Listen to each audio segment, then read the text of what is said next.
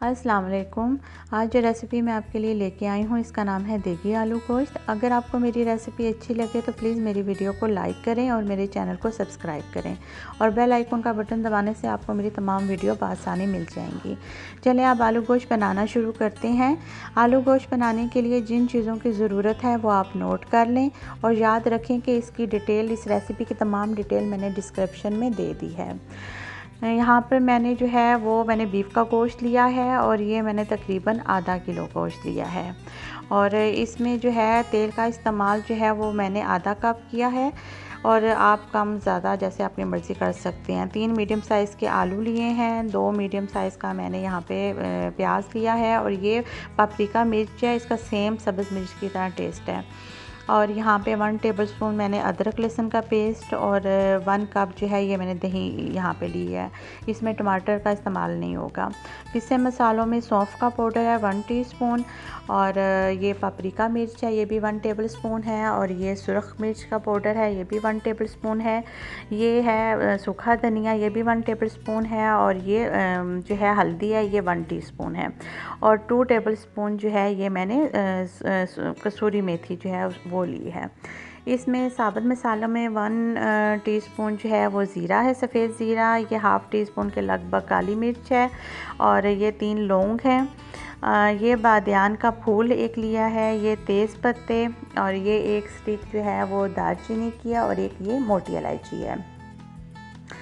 और इस मसाले को हम ग्राइंड करके बीच में डालेंगे। आप ध्यान से जो है ये चेक करते रहें।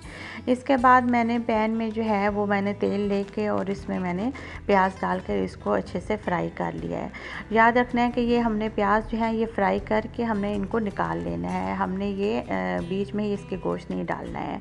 जब ये प्याज अच्छे से फ्राई हो जाएँ बिल्कुल इस ब्राउन शक्ल के, जैसे कि मैंने बीच में आपको दिखा रही हूँ, बिल्कुल इसी तरह के, तो ये आपने इतने सेम इसी कलर के हों आपने निकाल लेने हैं और इसके बाद आपने गोश्त डाल लेना है।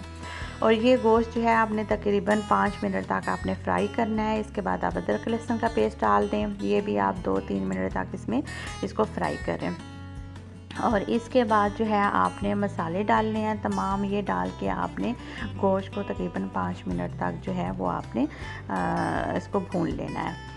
इसके बाद ये हमने पेस्ट जो है इसमें सब्ज़ मिर्च डाल के मैंने इसको ग्राइंड कर ली थी, इसकी पेस्ट बना ली थी प्याज़ों की, वो डाली। इसके बाद दही का इस्तेमाल वो डाली है मैंने 1 कप। ये मैंने ग्राइंड किया जो साबुत गरम मसाला था वो डाला है।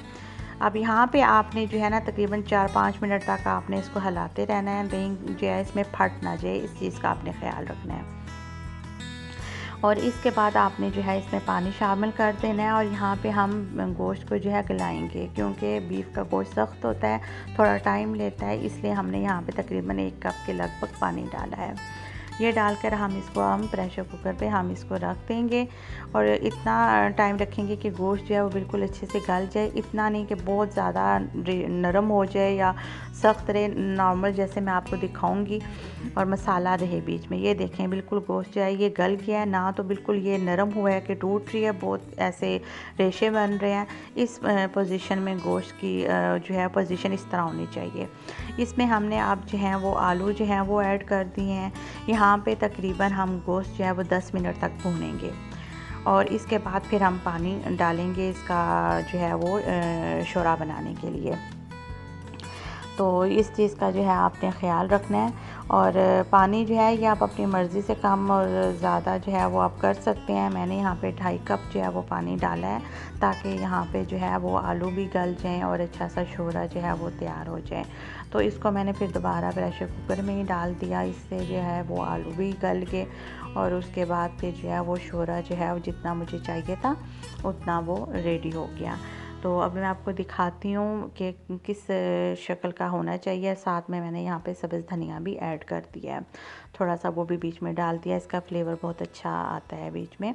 तो ये देखें माशाल्लाह कितना अच्छा जो है ये देगी आलू गोश्त बन के तैयार हुआ है।